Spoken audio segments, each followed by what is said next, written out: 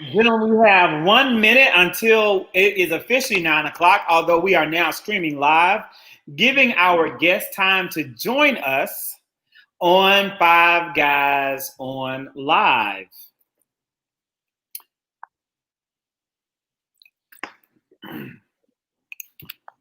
While we are waiting for the 9 o'clock to hit, anyone do anything special this weekend? I enjoyed a great cheesecake over the weekend. That's great. Did the cheesecake come from Vince? It did, of course. Oh, good. What flavor did you get? I got the white strawberry chocolate, I think it is. Yeah, I've had that one as well. That is the and one I'm getting ready to get the pineapple upside down this week. Very good, very good. So we are now officially at 9 o'clock. And gentlemen, we are live. Welcome everyone out there to Five Guys on Live. We were talking before we started about the amazing cheesecake that CJ got from Vince. He also tried what I tried, the white chocolate strawberry, and he's getting ready to try the pineapple upside down, which Vince says is one of his favorite flavors. So Tula, if you haven't had it, and welcome to the show and the broadcast, you may want to consider it. Ryan, how was your weekend, my friend? My weekend was good. I didn't have to work. Oh, this is the first. This is a miracle. This is the first Monday broadcast we've had. I think this is our 5th or 6th show. And the very first one where you haven't had to work. So well, I had to work today. Celebrate the weekend off.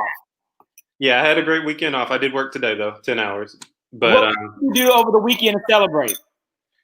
I actually, I spent a lot of time on Amazon, and I spent a lot of money. What did you buy? What's one thing that you bought? I bought 2 TVs for my new house, and a lot of other stuff. Rugs, furniture, all kinds of stuff. Yeah.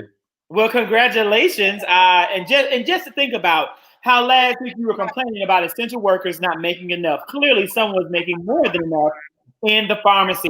Vince, what did you do this weekend? Hey, what's going on, everybody? I pretty much did the same thing as last weekend. Delivered, baked a lot of cheesecakes, and then I did a lot of focus. Put a lot of focus rather on Blacktivity, the activism part of what I do. So the podcast is coming out really soon. Just gearing up on that. And yeah, that's pretty much what I did. So with Blacktivity, what podcast platforms can we find you on? I know you're going to tell us more about Blacktivity when you release. Right. Yeah. But what are some things you can tell us now? Because we are excited about this new platform you're joining.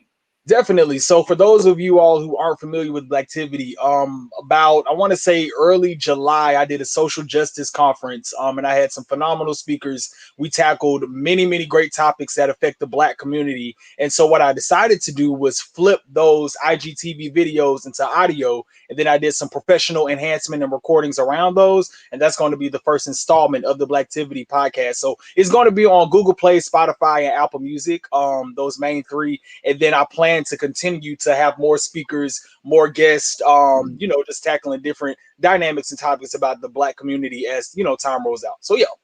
That's exciting. We're excited to have it. And so, Rodney, we wrap up our intro with you, my friend. We know you had a big weekend, as you do every weekend. What did you do? Well, unfortunately, I got pushed back for the studio thing in Cali because of COVID. I have to cancel my trip to DC because of COVID, but it's okay. COVID-19 is real, so I can't get angry about it. I just hope that we can find a cure and hurry up because I can start living my life again. Tula, we can't wait either for COVID-19 to be over, although it looks as though there may not be an end in sight. Rodney, I'm surprised that COVID-19 is stopping you from doing anything because from reports around town, it hasn't stopped you from doing much. With that being said, also, Ryan, I see you have is that a part on the side? Turn to us. Oh, it's a little part. No, Ryan. I see that you have a new haircut. Your haircut looks great. But I see that you have brought in the little part on the side, giving us a little something different right there. I've had my part. Have you? I just have not noticed. I don't know what that says about me. And with that being said, about all the wonderful things that we've done this weekend, there were some things that happened this weekend that were not so wonderful in DC. where we had, unfortunately, at least 20 people shot, one fatally at a party where hundreds of people in the COVID-19 era attended. CJ, can you tell us a little bit about this incident in Washington, D.C.? Oh, yeah. So it happened over this weekend on the 9th. It was a shooting. It was 20 people that got shot at a cookout. So every year, this was the 5th annual, DC has a cookout or a block party, which is called the 34th and Eat Cookout. And it indicates free food and free alcohol, free drinks, just for people to come together and celebrate. Normally they have it at a venue, but because of coronavirus, they had it outdoors. Around 12:30 a.m., 3 shots came from 3 different locations that around the area, and a 17-year-old passed away, and an off-duty police officer is in critical condition right now. They have no one in custody right now because they don't know who did it, as they are still looking for the 3 shooters that did this heinous crime. Also, they did break the guidelines. It is mandated by their mayor, Muriel Bowser, that they're not allowed to have more than any social gatherings over 50 people or more, and anyone that's over the age of 2 are supposed to wear masks. So now they're also going to enforce laws and police officers around DC now because of them breaking the mandated rule as the mask due to COVID. So CJ, this is what I want to know. Why did you bring this issue to the table tonight? For one, it was something that terribly happened. You know, unfortunately, a 17-year-old lost their life. An off-duty police officer also is in critical condition still to this day, and 20 others were shot. And also because it did happen in a predominantly Black neighborhood, and the population was predominantly Black. And, you know, the comments that were left, you know, from people chiming in was, you know, when are we going to start killing us? When are we going to start harming each other? You know, we have talked about this before, even though some people don't believe on Black crime. It was, you know, spoke about within the comments, you know, coming in from people and, you know, them leaving their feedback on the event that happened over the weekend. So that's why I brought it to the table. That is exactly what I thought. I thought that's why you brought it to the table. I want to say that it's very unfortunate. I mean, like I told you guys earlier before, I think it was 2 lives before, I do believe in Black on Black crime. It is an issue. It's really sad that every time we do come together, from what I have seen, I can speak from my experience, it's always some rich brown, somebody getting shot, somebody doing this. We just had a little girl who got shot in Atlanta. It needs to stop. And I'm tired of putting a pacifier on. I'm tired of giving it pass. I'm tired of we just looking over it. But let a white cop shoot the Black person who was out there. Then everything will be all about the white cop shooting the one Black guy. But we forget about the Black on Black crime. Like, y'all, it's real. It needs to be addressed. It's a huge issue. And I truly feel like we really need some Black leaders to really, really get up and stand and speak on things when it's this. Like, where's Tamika Mallory when this is going on? Like, because it happens a lot, y'all. Like, it happens a lot. So I'm just tired of really ignoring it. I'm just tired of seeing it. It's really sad. It's like it's so much it becomes numb. That we see a Black person die by another Black person. It's just like, oh, the other person is dead. Okay, move on, next case. That's horrible. That's horrible. And that's all I Rodney, it definitely is. And to add on to that, you know, in the numbers with this, everyone that was shot was all African American, just so you know that, Zachary. And the young man that passed away was also African American. I don't know if the off-duty police officer was African American or another descent, but it was all Black people at this event. There was not one Caucasian that got shot or injured, and we don't know if the shooters were Black or white, but I'm going to assume that they were Black. See, Okay, well, you know, it is a very sad situation, but I agree with that. There is no such thing as Black on Black crime. That is a racist idea, and it's not true. I read Stamped. It's not a thing, and we need to stop Until we start using white on white crime and brown on brown crime, Brian, you're And playing. that goes- It's you not a see thing. it as well as your friend Nathaniel. You and your friend Nathaniel down there. Nathaniel, I see you. I see you down there. Right there is Nathaniel J. Both of you need to let go of this racist construct of black on black crime. CJ, when you say that no Caucasians, which is also a racist term, no white people were shot. You know why no white people were shot? Because They weren't there. They weren't That's there. right. There were no white people invited to the party to get shot. Had white people been there, they would have been shot too. First of all, okay, let's be clear. This was not a black party. I think it was open to the general public, if I'm not mistaken. Okay, so for you to sit here and say that it was just blacks only, that's not true. That's not true. Okay, and plus we don't know the race of the shooters, right? We don't. No. Okay. So what if, CJ, what if by chance the shooters were white? Would it still be black on black crime? Would this still be an issue that's plaguing the black community? It wouldn't be Yeah. black on black crime. It would Right? be white people that were shooting black people. It wouldn't be black on black crime at that point. That's common sense. Come on now. Candy, it should be called crime, period. It's murder. Murder is murder. Crime is crime. It has no color. Like my neighborhood has no color. Music has no color. We Zach, want I have a question real quick. everything racist and everything racial based on negative perceptions of black people. And it's not being equally distributed. I don't have a problem with saying something is black on black crime if we start saying something is white on white crime. But we don't do that. We only associate negative things like crime to black people. And that is what makes it a racist construct that we need to abandon and move forward if we're ever going to live in a post-racial or an anti-racist society. Okay, Zach, I have this question. Just say I don't say it's black on black crime. Yes, say it's crime. What are we doing as a black community to stop the crime within our community? Where are the marches for the little girls who got shot up for playing in their room? Where are the marches for the grandma who get shot up for this in the whole porch and they shoot at the whole neighborhood? Where is the marches for that? Like, you know what? I can stop saying black on black crime, but I don't see people caring about what's going on when it comes to the black community, period. Unless it's a white person killing us who happen to be a cop. And other than that, it's nothing going on. So that's my issue with this issue. Well, since, Rodney, I will say that you that's a very valid concern, Rodney, and that is one of the best points that I've heard you make tonight. So I applaud you for making it. I agree with that. There are instances when we don't make a big deal that's publicly known. But let me tell you why we don't make a big deal that's publicly known, because we don't control the media.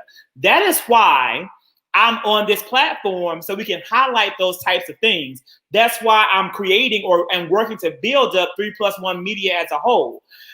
When black people are killed in black communities, there are big deals made. We do make a big deal about it. We do get outraged. We do get upset. We do get angry about it. But we don't control the media, so it doesn't get the coverage. The media controls what you see, and unfortunately, because they control what you see, they control what you think, and sometimes even how you think. And that's what we need to work on. Even our very own Black entertainment television is not run by black people or owned by black people. So we have to create our own, educate our own, and prioritize our own. And that's exactly why I'm doing lives multiple nights per week, trying to really emphasize what I can do at a time such as this to make a meaningful contribution.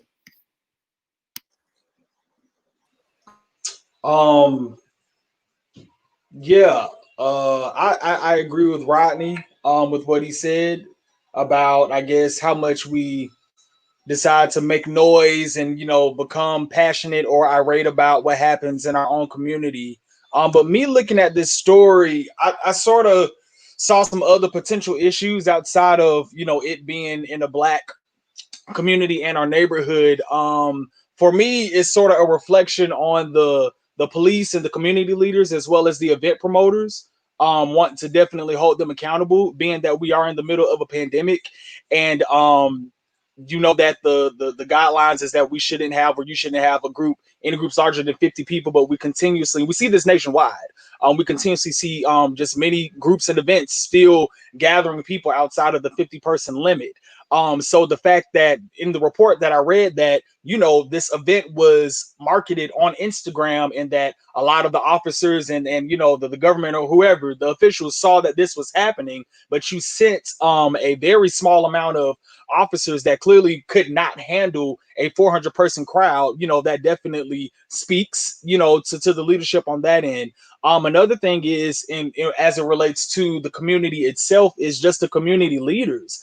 Regardless of whatever optic you look at it in, I feel like that COVID has peeled a layer of a lot of sores that have plagued just many different cultures as well as America, the sins and sores of America, the sins and sores of many cultures. And I feel like right now, to Rodney's point, in terms of just outside of the Tamika Mallory's and those mainstream activists, I feel like it's time for those local activists and those local community leaders to make sure that we're holding our brothers and sisters together and that we're not provoking things to cause violence and cause, you know, just disarray in our communities. But there was one particular thing that really struck me. It said COVID, this is from the governor or the police chief. No, I'm sorry, the mayor or the police chief, my apology. Said that COVID-19 criminal suspects, suspects that have been jailed are now freed due to COVID-19. And they feel that could possibly be, not saying that could possibly be a part, the issue in instance of this situation, but they have seen a rise in crime generally in DC, and that a lot of, I guess, the police officials and government officials are saying that a lot of inmates that have been convicted are now free due to the pandemic could possibly be, you know, attributing to this rise in violence in the DC area. So I think there's a lot of issues. It's to me, it was just a very robust situation to unpack because you can look at it many ways. But all in all, I know I'm sort of not rambling, but saying a lot. I just feel like just looking at the pace of the country right now, we're very dysfunctional. The South is completely open. So I can see people looking at the South in DC. I can see people in DC looking at people in Atlanta where the club's open over here, or Six Flags is open over here, or Disney World is open in Florida. So why can't I do this cookout for, you know, 100 people over here? But then you got the West Coast, the governor of the mayor of Los Angeles is threatening to cut off the water and the power at event venues and houses that are hosting events for over 50 people. So there's no consistent narrative and no consistent bylaw. Everything is like, we recommend or we hope that you would abide. And then when you have fatal situations like this, now we got to enforce stuff, you know? So it's just an all around mess for me. So, you know, I agree with that, but also you have to, I think there is a level of political posturing at play. So when you have politicians trying to say the release of criminals is leading to the increase in crime, you know, on the surface, that makes a whole lot of sense. But you have to look at, too, many of the people that are getting what's called compassionate release are offenders who have not done major or violent crimes. And many of them are being denied their release. An example is Teresa Clemens. Teresa Clemens is a Georgia native.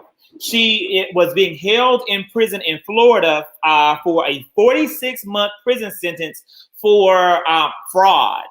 Something that we talked about on this live cast last week that an Atlanta councilman is being accused of. She asked to get out. She's 36 years old. She has 2 sons at home. She was denied compassionate release and she died today of COVID-19. The criminal justice system is not doing their due diligence in trying to contain the virus. Inmates are now being given a death sentence due to no fault of their own. And it's absolutely okay because they committed a crime that was nonviolent. And then you have politicians who want to use that and say that's what's leading to an event like what happened on Saturday. That event shouldn't have happened. I agree with you, Vince. There's no reason all of those people should have been at a party in DC. That is true. And that's the bottom line.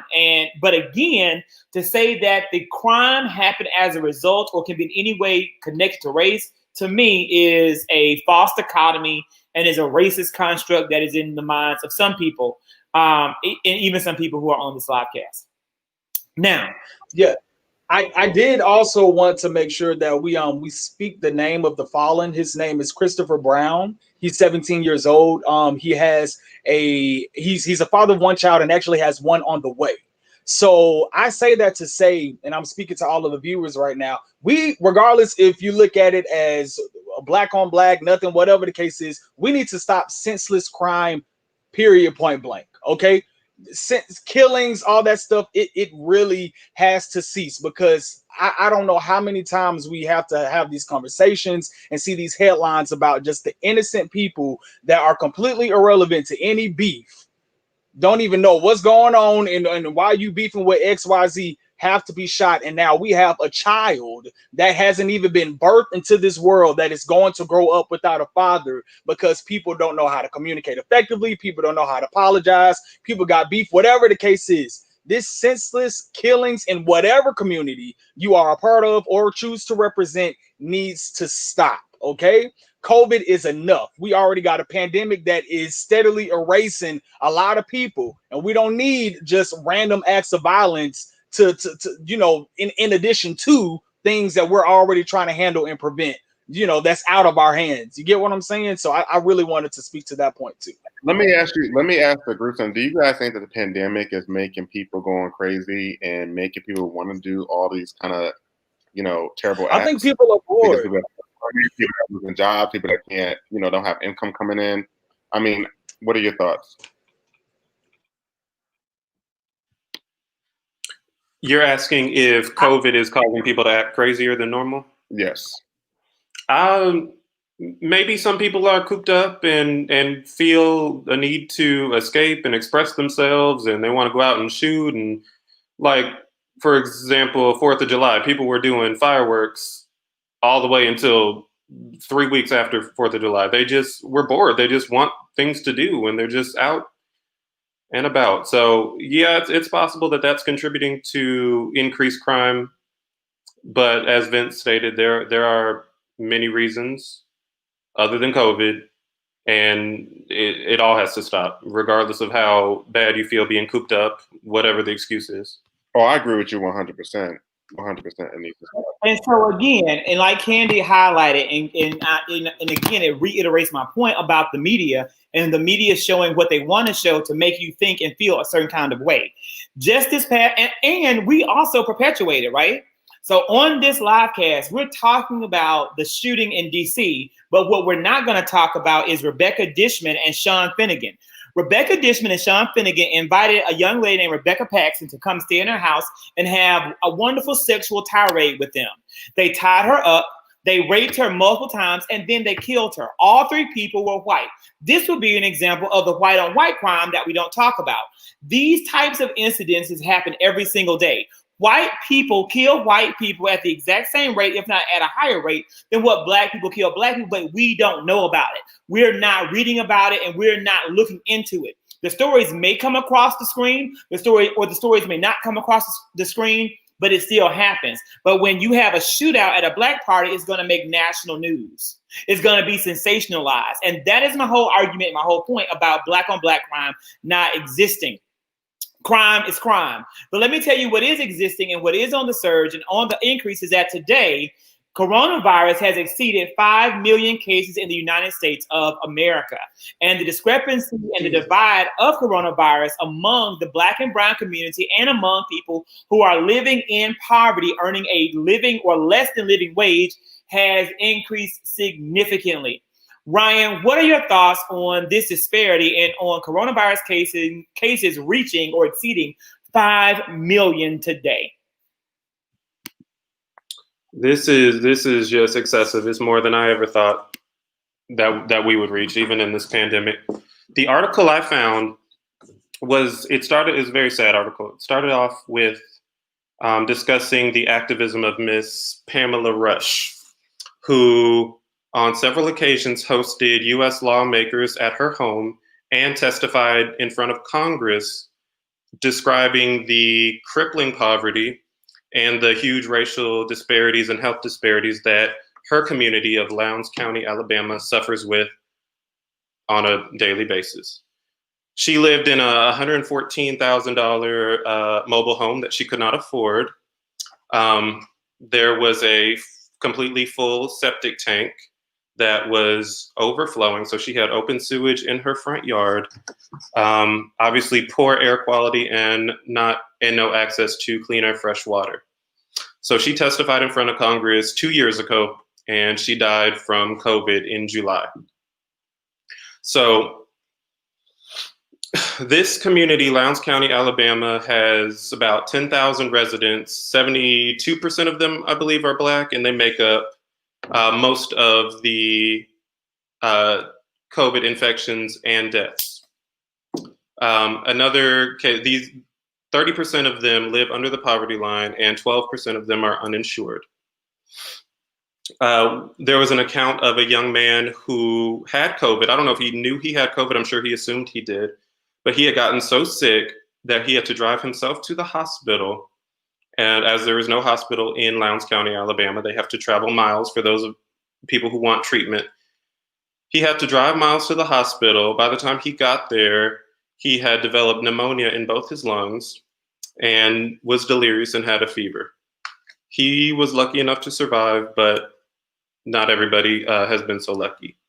So my article was discussing racial disparities and health disparities and how we as the Black community are being so disproportionately impacted by COVID. So what are y'all's thoughts on that?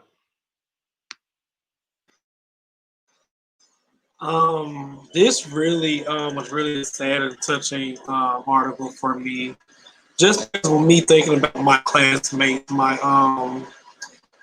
I went to college where we a lot of them was like doctors and lawyers and things like that, but we all moved out of Mississippi. No one, like except for two, actually stayed who can help build communities, who can help like make Mississippi some type of way better than what it is.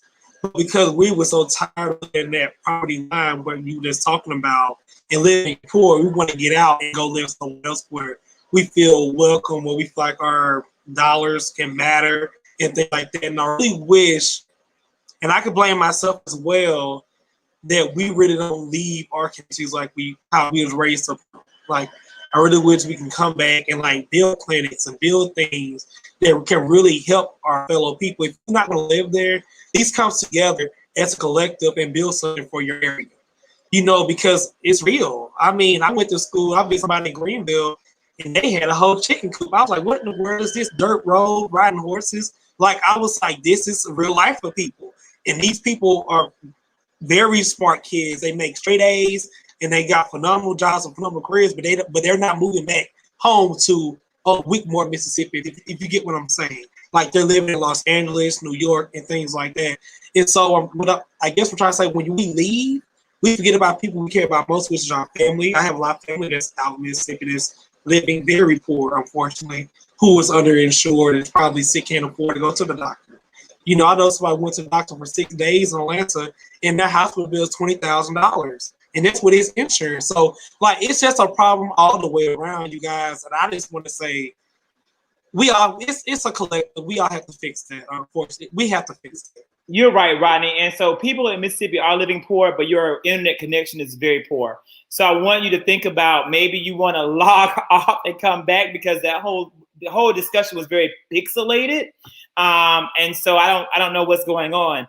But I will say that everything you said was absolutely correct.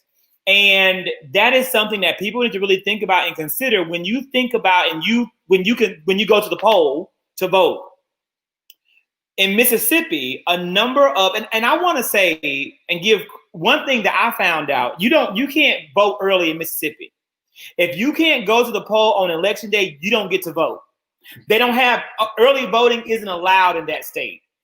Vote by mail and absentee voting, it's not allowed in Mississippi unless you have a medical, like a medical affidavit. Why is that even implemented? Like, why is that? Because that is how Republicans have structured the system so that people can't vote.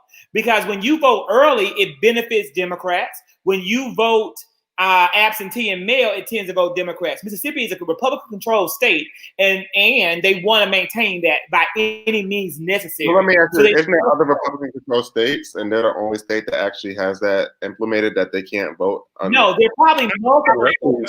illegal. No, Mississippi is not the only state, CJ. There are other states.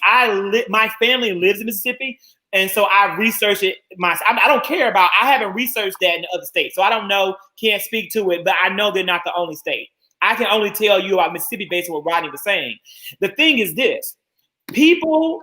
I've been on my timeline talking about this election for 2 years, and a number of people in Mississippi respond back to me with negative comments, or somebody today just said, if Biden does so and so and so, I'm voting for Trump. I'm ready to vote for Trump.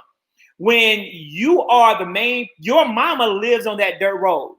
Your grandmother has no feet because she lost them to diabetes because of a lack of adequate health care, but yet and still you're going to vote for Trump.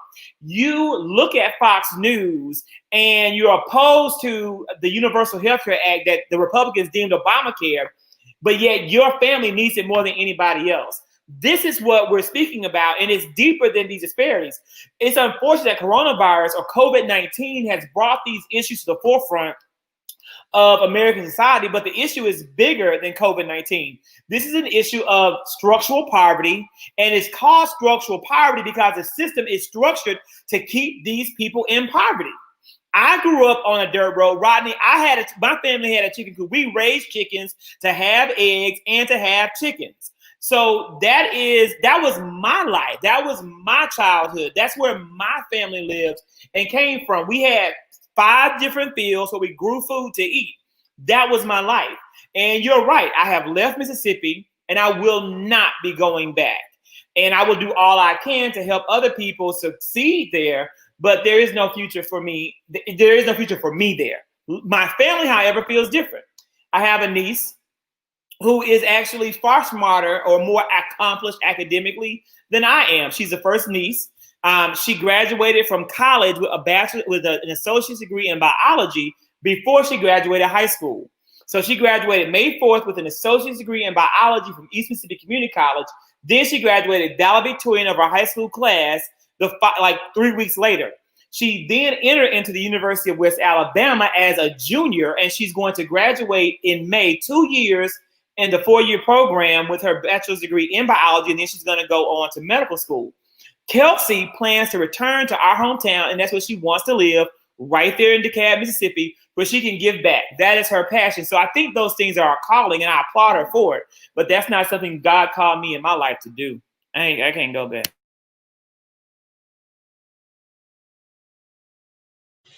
Yeah, for me, the entire story was heartbreaking, especially the part that Ryan just discussed about the guy who had to drive himself to the hospital and he had to be carried from his car inside the hospital because he was about to darn near collapse or what have you.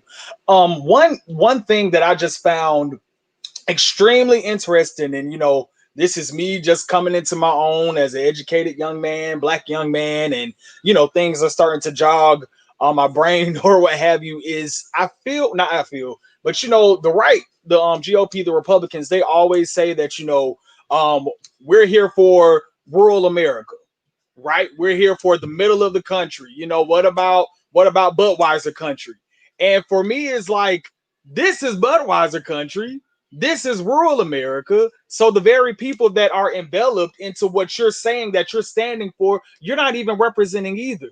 And you're not fighting for them either. But this is what you often say. The Democrats are always focused on the heavy metropolis areas, Starbucks County, you get what I'm saying, Atlanta, the big cities like that. That's Democratic country. But it's like, okay, I'll give you that. However, there are still a good percentage of African Americans that are residing in rural America that you as a Republican Party saying that you're, again, speaking up for, that you're not. So I'm just curious as to why, in a lot of just debates that I've seen thus far, and I may be wrong, when it comes to a Democratic candidate and a Republican candidate, that is not used as I don't want to say an attack or just a fact against the Republican Party, that this is what you're standing for, but you're not doing it, and it's still affecting these communities as well. And I think this is just another eye opener for me, in terms of, I know earlier we talked about Tamika Mallory. I think that our activists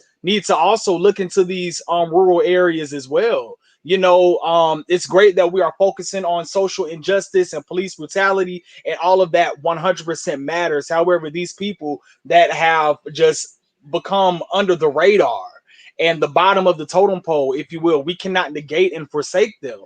And I think we all have to do our due diligence in making sure that, you know, it's real out here for a lot of people. I know a lot of friends of mine are actually prospering during the pandemic, you know, and it took me watching a lot of YouTube interviews today with PBS on people that are struggling real life, like 5 kids, single mom, working 2 jobs, lost a second job, no internet connection. Like this is real life that is happening for a lot of people. So for me, again, I just jogged my brain in terms of just the Republican Party, and then in terms of our own community, that making sure that if we know people that are in these rural areas, these rural counties, that we are being activists for them, that we're speaking out for them, that we're being accountable and checking up on them as well. We all got to play our part. Vince, I'm going to go to CJ in one moment, but I just want to say I actually feel the opposite. Let me tell you why. Tamika Mallory's job is to advocate for her community, but it is our bigger job to motivate and inspire activists in the other communities to become their own activists. You get what I'm saying? Tamika Mallory can't go into rural Mississippi and demand change, but she can inspire other change makers in those areas to step up and be their own voice. You have to be the voice. The people inside the community have to be the voice of their community. And we have to find ways to educate them, empower them, and then support them with our resources and our training so they can do that work. And with that being stated, I want to give a huge shout out to a good friend of mine. She was a little bit older than me. I want everybody in my hometown to know, you guys all know I'm under 35, of course. And I know many of you are turning 40 and crossing over, but I'm under 35. But with that being stated, and with that being shared to my hometown friends, Savannah has started a whole entire group called Make Mississippi Blue. And she is, growing this organization. It's a grassroots. It's getting bigger and bigger and bigger. And it's all about encouraging people in Mississippi to vote blue and have an impact to really hold people there accountable for who they elect. I had no idea that in Mississippi, the Democratic Party had been run by white leaders until just this past year. Even though Mississippi has more Black people than any other state per population, and Mississippi has more Black elected officials who are Democrats than any other state, yet and still none of those Black elected officials were leaders in the Democratic Party. Like how in Georgia, we have Nikema Williams. Nikema is the leader of the Georgia Democratic Party. In Mississippi, it has been a white man for a long, long time. So again, it's our work to motivate people like Savannah Lynn to step up and be the leader and lead her community and make her community better, because the people that are best suited to lead live in those communities. Like I can go and protest, with what happened to Breonna Taylor. I can absolutely do that.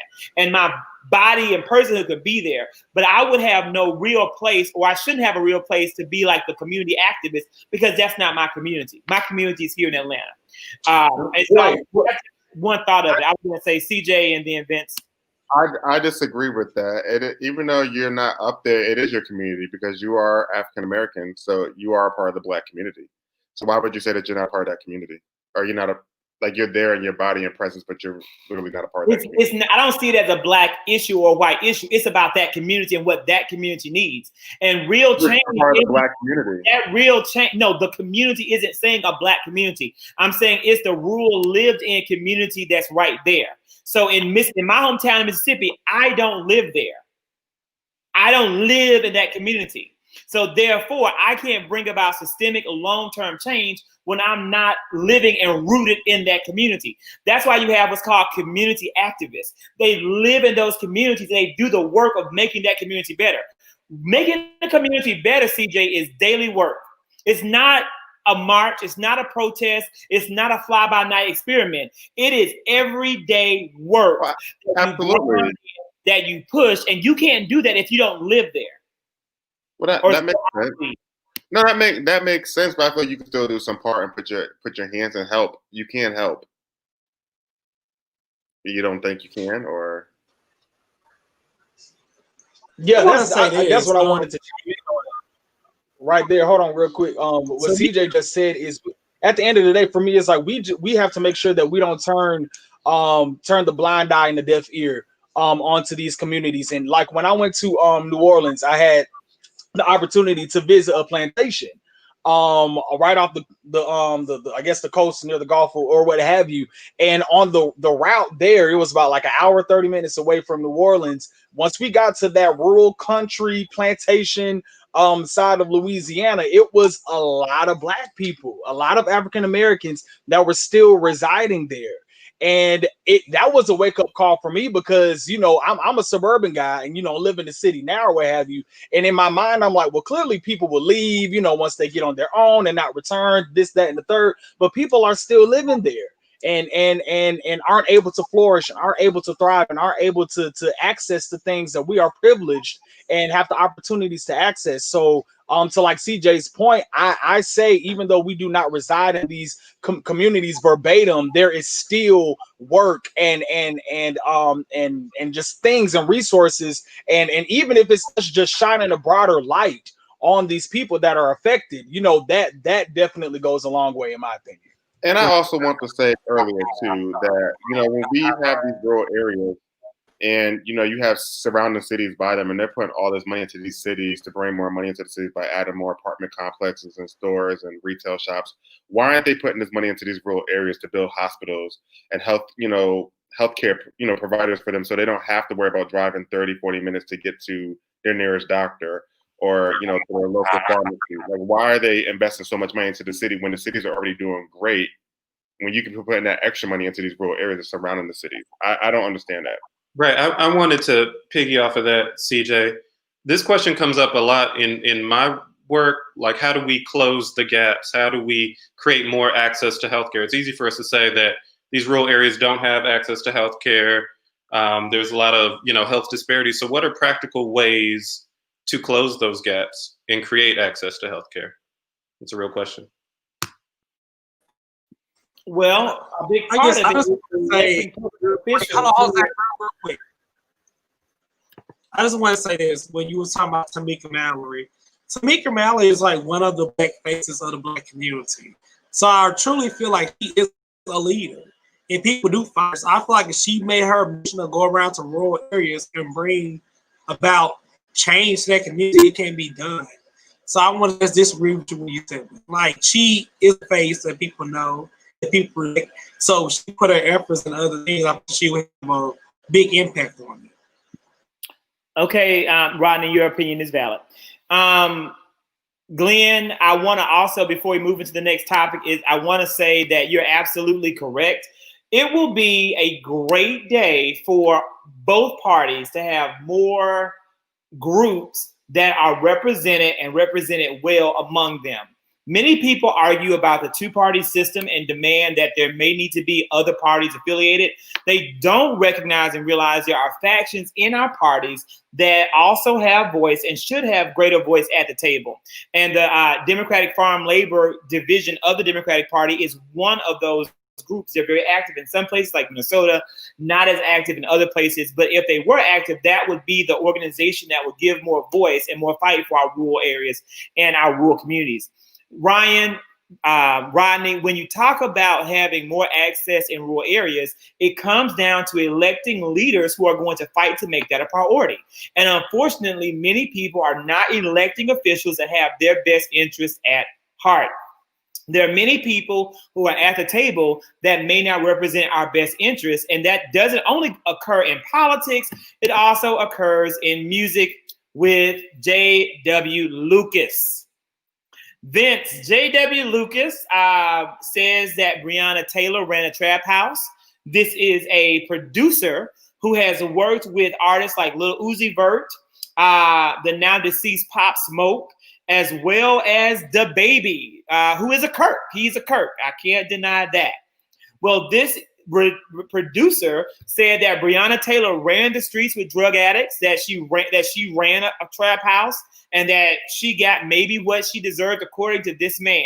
I want to know your thoughts on this issue and what might need to be a response from people like activist Tamika Mallory. Yeah, so this topic had my blood boiling. Like it was so many avenues that I could take this, but just to focus on Breonna Taylor, I just thought that was so cruel and insensitive and uneducated for him to make these comments and clearly are just blatant lies. Like, I don't know what blog article from the back door in the booth in the corner he was reading all this stuff from, but what he was saying wasn't even in the police report, and the police reports was lying.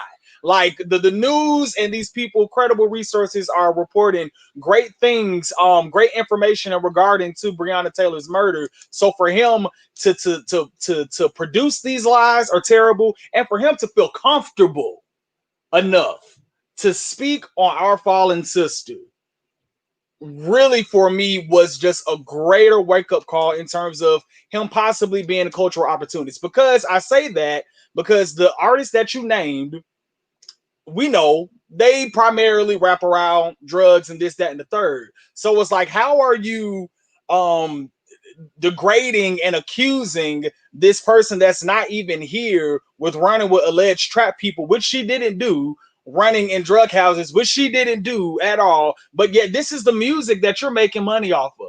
This is the music that you're producing, sir. So it was like hypocritical on so many levels. And now on the other side, when he had the IG interview with Tamika Mallory, I highly recommend everybody YouTube this and watch it if you can. I can't even speak because it got under my skin so bad, because I felt like he was talking to my mama or my sister. Like when he said to Tamika Mallory that you are not, that he is more qualified to run the Black Lives Matter movement. I wanted to jump through my cell phone, and give him a piece of my mind. I could not believe that, again, he felt that comfortable and that adamant to feel as if he could do XYZ better than Tamika Mallory, knowing that, and we all know who the great work that she put in. And what he said, I want to pull up this quote that he said in the midst of talking to this, Tamika Mallory.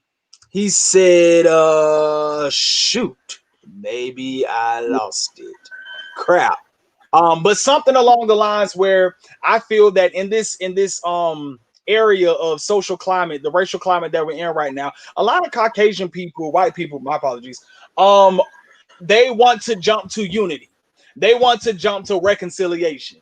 They never want to do the process. They never want to do the work. People got to recognize, our white brothers and sisters got to recognize that this is a relationship. If you arguing with your spouse or whoever you are in a relationship with, you can't just say, okay, we had an argument, well, we just gonna hug and keep it pushing. No, we gonna have to acknowledge, we gonna have to be accountable, and then we can reconcile, and then we can unify. And what he was spitting at Tamika Mallory in a very disrespectful manner was just, I can do Black Lives better than you, because you know I'm all about unity and stuff like that. But even what you just said about Breonna Taylor goes against what you're saying to Tamika Mallory. So yeah, for me, I just saw it as a cultural opportunist, because again, you're condoning this in the music that you produce, but then you're degrading this fallen sister. And in the music industry, do we see this often? In many industries, do we see this often? You know, so yeah, I want to put that out there.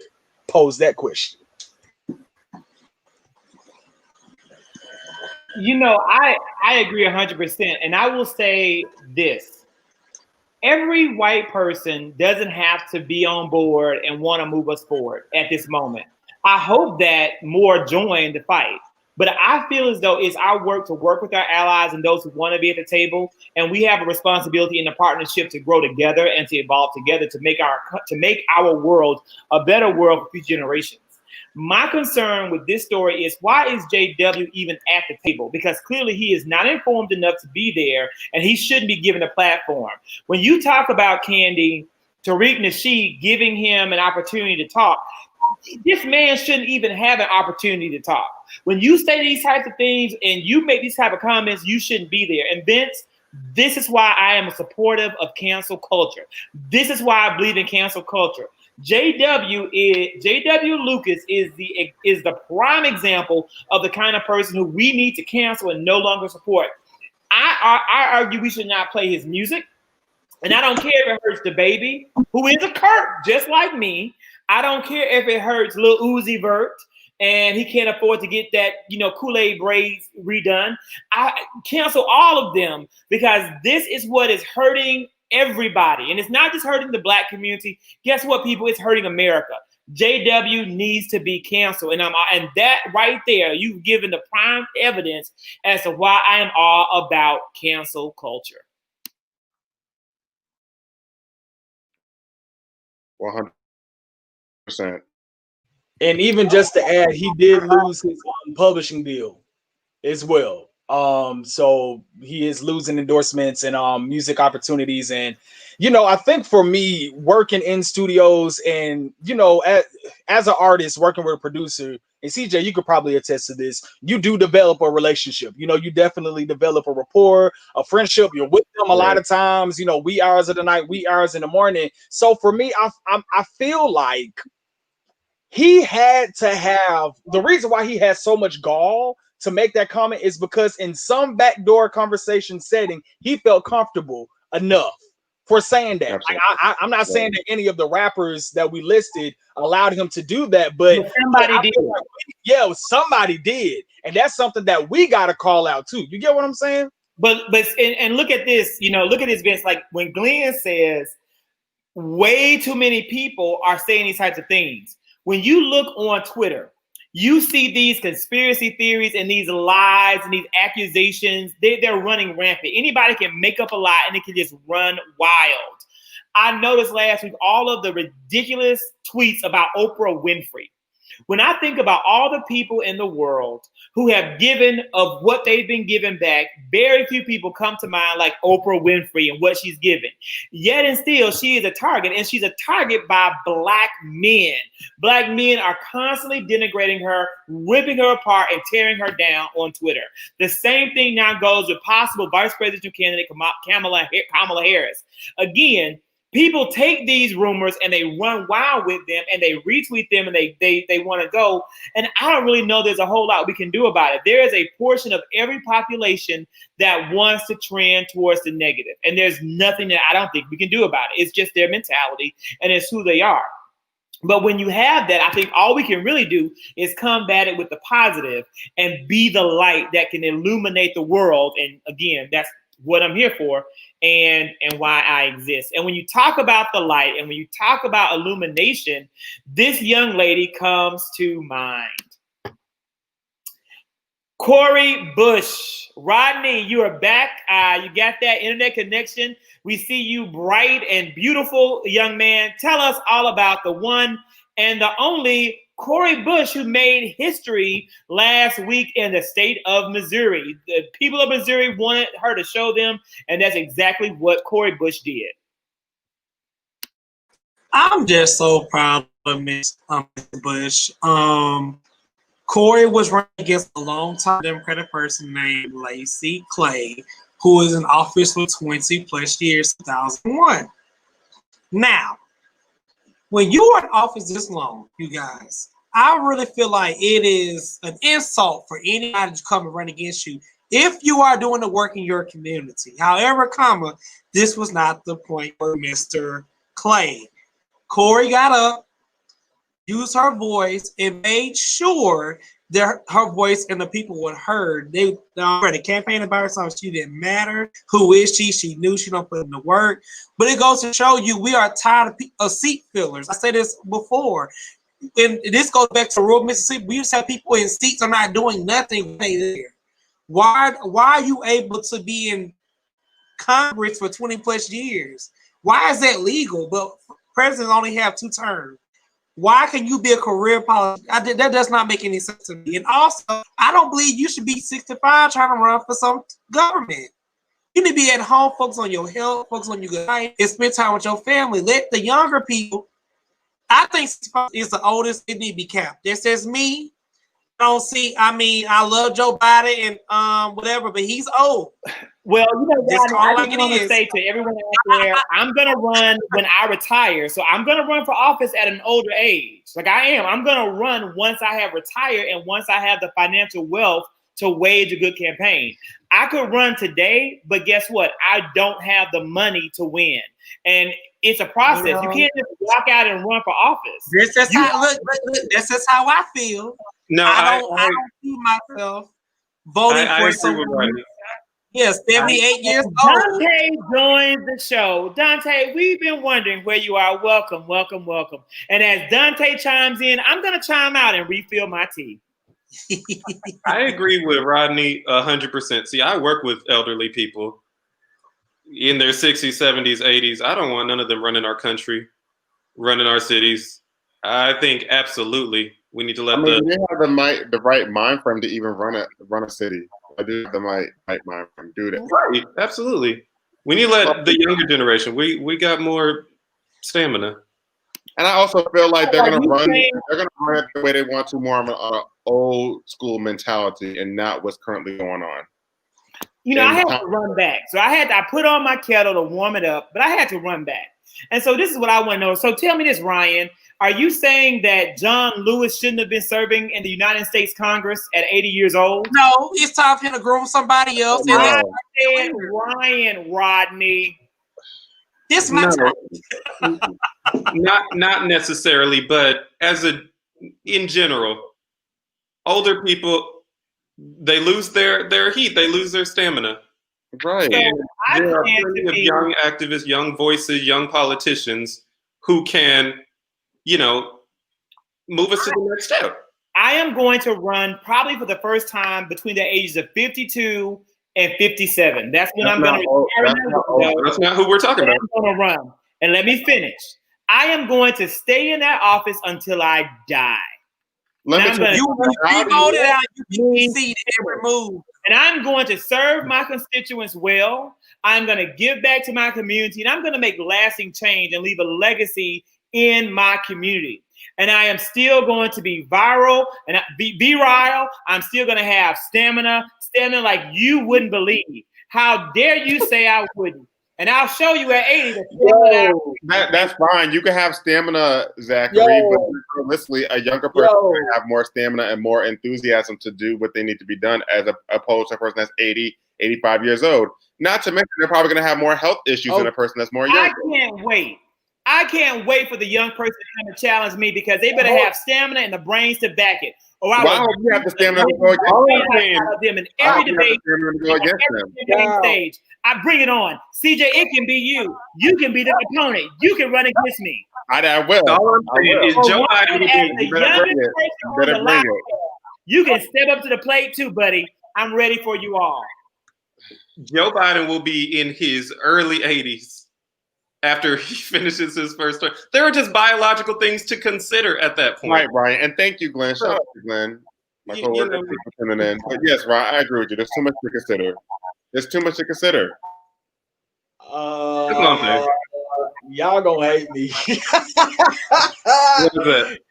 Y'all gonna hate me. Okay, so I agree with it being a time limit. I think Rodney made a very, very valid point that the president can only be in there for 2 terms, but we have congressmen in there for 55 years, it seems like, till Jesus come back. And I just don't understand, because what I feel is though you may, the longer you get into office, become comfortable and lose your relatability and lose your heart for the people and lose your ear to the streets, and it just becomes a robotic, mundane, day-to-day thing.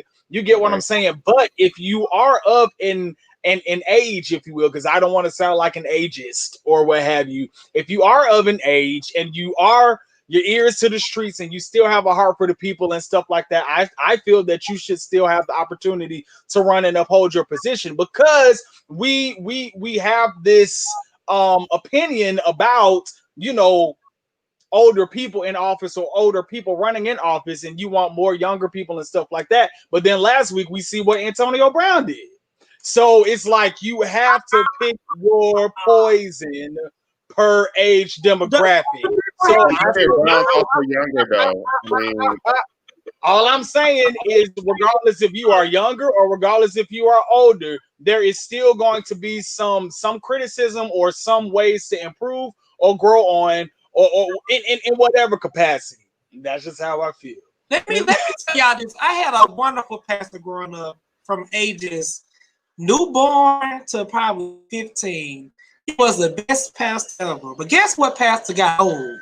Pastor was 85 years old. Took 5 years to walk to the pulpit. Now, once he was up, preach you down. He'll get about a good sentence and have to take a break, but he can still preach. With that being said, you guys, it takes a time when you have to learn how to let stuff go. You get what I'm saying? It takes a time. You have to be like, okay, I fought the good fight. I said what I had to say. Let me mentor somebody else. Let me find a mentee who I can groom and replace me. John Lewis is a wonderful guy, but do I think John Lewis should have died in the Congress? No, I would have hoped he would have felt comfortable enough to say, you know what, I did my work. I feel like I can pass the baton to somebody else and die in his home with his family. He died still trying to fight for America. And then my question is like, do you not trust the younger generation? This is how I feel. Do you not trust that we can make sound decisions? Like I don't understand that. I don't think they do. I don't think they do. I don't understand how you could be a senator in the Congress, a representative, all this other. Crazy Boy Jay, what you're saying is right. It does take more than stamina and enthusiasm. It does take knowledge, it takes wisdom. But also, you know, when you have an older person running a country, they're going to want to run things the way that they're equipped to running things, or a city, or whatever. Younger people can do the same thing as well, so you shouldn't count them out just because of that. And I think a lot of older people look down on younger people, thinking that they're going to run, you know, a certain type of way and not the right. I mean, I agree. I agree with that, CJ. I agree with that, CJ, because even in the social justice conference I just did, I had a whole conversation about bridging the gap between the generations. There is a huge divide between the baby boomers and millennials. You see it in the workforce. Major divide right there. So, but and I also feel that with the baby boomer generations or what have you, they have to learn how to pass the baton. And because there are so many people stuck in tradition, it's a lot of traditionalists. Even if you look at the church or what have you, like a lot of these, you know, pastors are becoming older and older and older and older. But spirituality and church and religion is evolutionizing and it's changing. So the way you operated your church in 1987 is not going to be the way you need to operate your church in 2020. But a lot of people don't want to let that go. So I definitely agree that there has to be a median and a mesh and a conversation and a blend that needs to happen to pass the baton so that trust can be, I guess, initiated. And they probably don't trust because they don't communicate with younger generations. They stuck in their own way.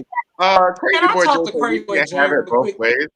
Let me break something down to you real quick, Crazy Boy Jay. What's the that's ain't correct? It's the reason why women have menopause. It's the reason why men are not able to produce children at a certain age because you are old. And there's nothing wrong with getting old. Let me just correct that. It's fine to age gracefully. You did your time. It's a reason why you can't have children today you die. That's the biological reason. So we need to have that same reasoning when it comes to run stuff. Why are you a CEO of a company you 89 years old? What are you doing there? Right. You get what I'm saying? It's more than politics. It's with jobs and everything. You just want to say you own a board.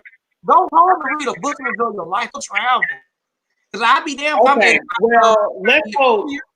I hope that every single person on this live cast makes it to that age, and we'll see if you are sitting at home reading a book and not meaningfully contribute to society. All I can say is I know Zachary will be in service to the people until the day he dies, because that is what God has called him to do. And maybe the exact same thing is true of Cori Bush. We're glad that she's been elected. I do agree and feel as though Representative William Lacy Clay had been in office too long.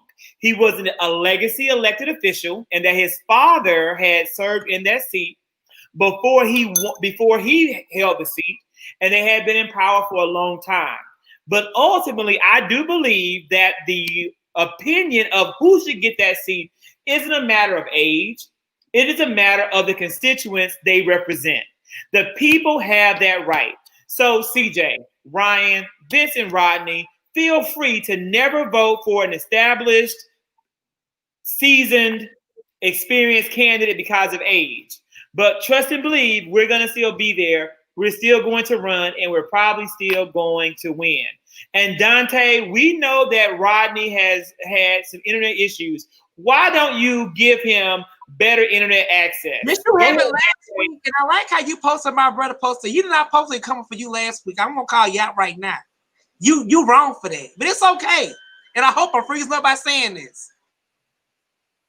Yeah, Zachary, you had terrible internet connection last week, so. And people post my internet. He didn't say too late. Oh Lord, mine's making the screen. We actually told you.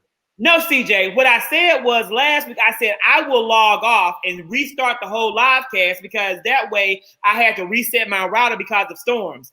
I don't know if there's storms in Buckhead right now. I know we all talk about how you live in Buckhead. It did rain today.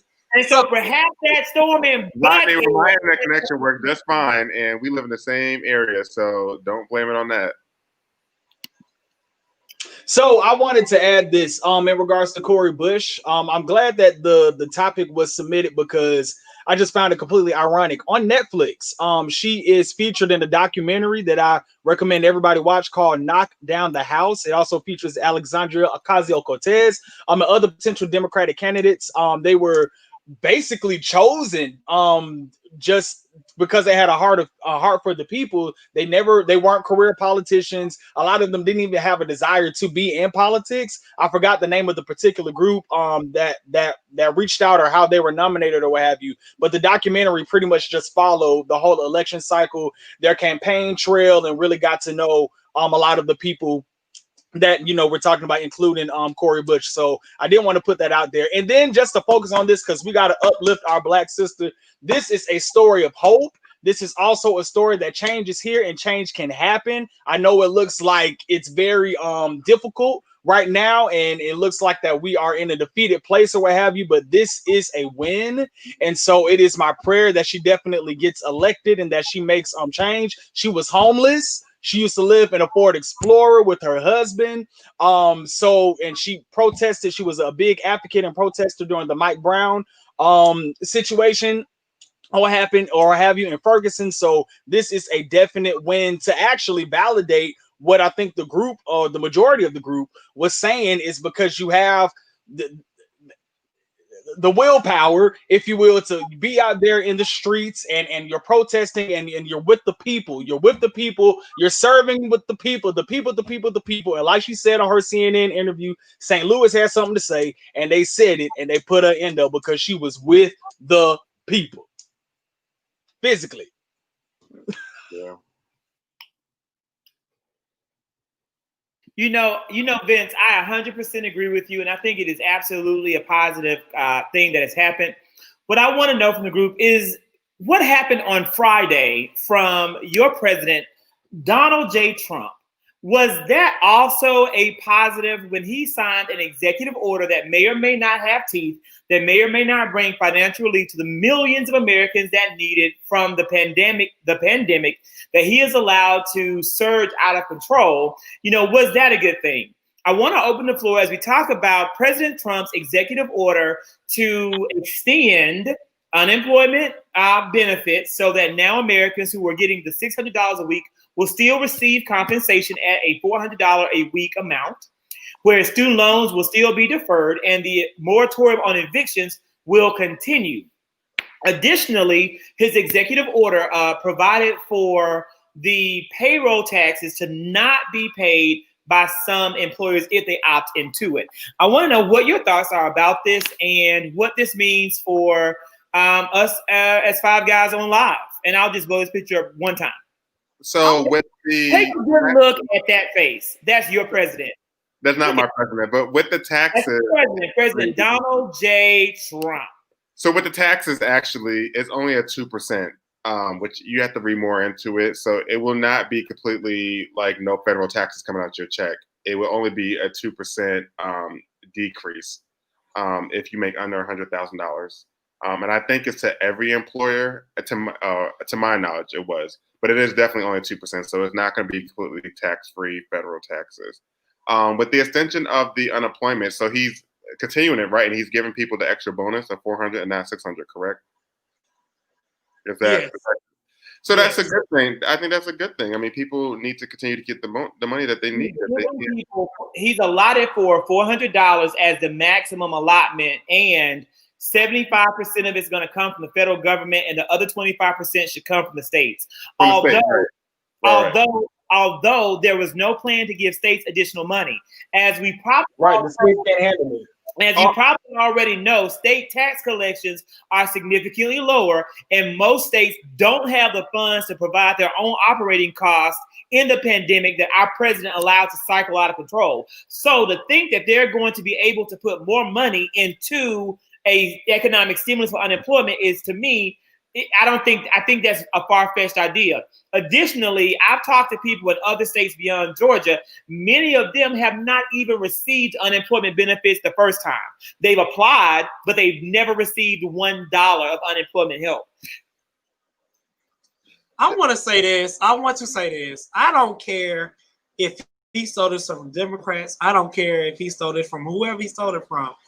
I'm all here for the people. People need help. As you just said, Zach, these people still waiting for unemployment who have not received nothing. I'm happy he signed it. And I'm not happy because he was Republican president. I'm happy he signed it because it's right for the people. Ready to for political gain, whatever, it's right for the people. You are for, you for the people, be for the people. Now, that's how that's how I feel. I don't care, Zach. I'm not for everything's not a political issue to me. I don't care. And if you're gonna vote for somebody because he did the one good thing, that's shame on you. Do your research. He's still an asshole. But I am really happy that he signed something that needs to be signed. Because a lot of people Rodney, he also said that with the tax deferment, and with Glenn, I agree with you on that. If they defer the tax, even if you have to pay it back. Do we have to pay it back? Right. So that is very scary. And second of all, Trump also made it very clear that if he gets reelected, he will extend the no federal taxes or the 2% cut from federal taxes until I think June of next year or January 31st if he gets reelected. Which I think is just a way for him to get more votes because now people see free money out their checks.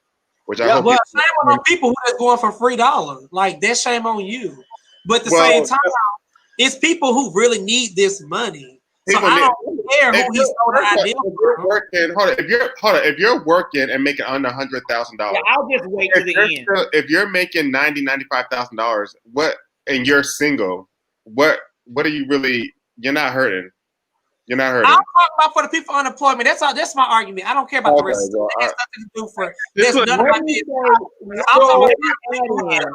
Let me make one point to Rodney before, and I'm gonna mute again, Vince, and I know Ryan is next, then Vince. I just want to say this, and I agree with Dante. It is an effort to buy votes. Rodney, are you ready for me to speak? Are you done? May I speak, Rodney? Rodney, may I speak? You may. Thank you so much, because you said a mouthful, a pixelated mouthful, but a mouthful nonetheless. And so I'm so thankful now to have my time to share. Well, you always say a mouthful, but go ahead. Well, CJ, I'm getting ready to continue a mouthful right now. And so what I wanted to say was when the Democratic Party gave you the HEROES Act in May, the Republicans in the Senate had from May until August to review the plan and to negotiate and to work with them. Right. It's real easy, Rodney, to go ahead and say, we'll just take what you give us. But Democratic leaders like Nancy Pelosi are fighting every single day for Americans who are unemployed, for our essential healthcare workers like Ryan. They're fighting every day for teachers, trying to get them protective equipment. All of these things were provided in the plan that the Democratic-controlled House passed. But the amount was not sufficient to your president or to your Republican senators. And we're saying we're going to just take it because all we care about is the unemployment piece. When people are dying all across this nation, never mind the fact that we need hospitals need more funding for protective equipment. Schools need more funding to protect our teachers and our school nurses. All of that was a part of the Democratic plan, but we're ready to say, let's celebrate because people are going to get $200 less per month on a good day. We are missing the point, and we're not letting government work for us.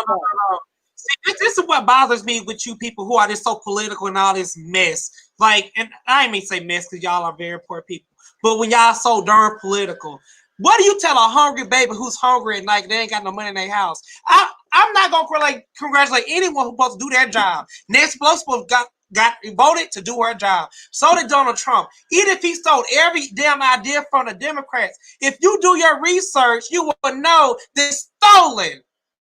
Period. So I don't care about who signed what, who put what idea. I care about people who starving and getting evicted and having financial issues. That's my biggest concern. So Right, I will not be voting for Trump. I will not be voting for Trump because he's you might see the point. I'm going to vote for Biden still. However, it's still it's still an issue because people are really poor and they're struggling to make $1 out of $1. So I don't care who signed who passed what. I'm glad it's signed. Period. Okay, I agree that we're making every issue so political, and what really matters is that the people get their relief, right? So, but these are executive orders. So are these put in place immediately? Is this something that he can do that can be enforced? How does it work? No, Ryan. He cannot enforce this, and it cannot be done immediately. I do believe the Democrats should allow it to go and not challenge it in court, but they do have the right to do so.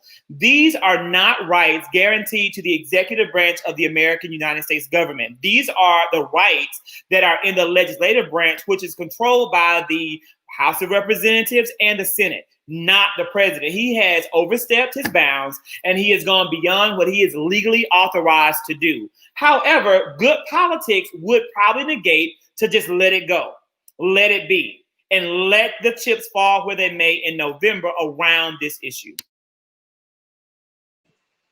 So my thing is, beyond the unemployment piece, I have to go back to what Ryan was speaking about. I want to say maybe not last week or the week before last, was that everybody is not receiving unemployment, but a lot of the essential healthcare workers are underpaid and overworked. So that $1,200 stipend, I'm sure, would be tremendously appreciated to those people that are in the workforce that are underpaid and overworked. And that is not being that's not in Trump's executive orders that he signed. So I did want to highlight that and just co-sign with what Ryan was saying in some episodes before, because that definitely needs to be added. Another thing that bothered me is, of course, the debacle between the Democratic and the Republican Party. I get what Rodney was saying. I agree that everything shouldn't be politicized, but what sucks is that there's such a divide and a tension and the disarray between the two that the Democrats literally had to lump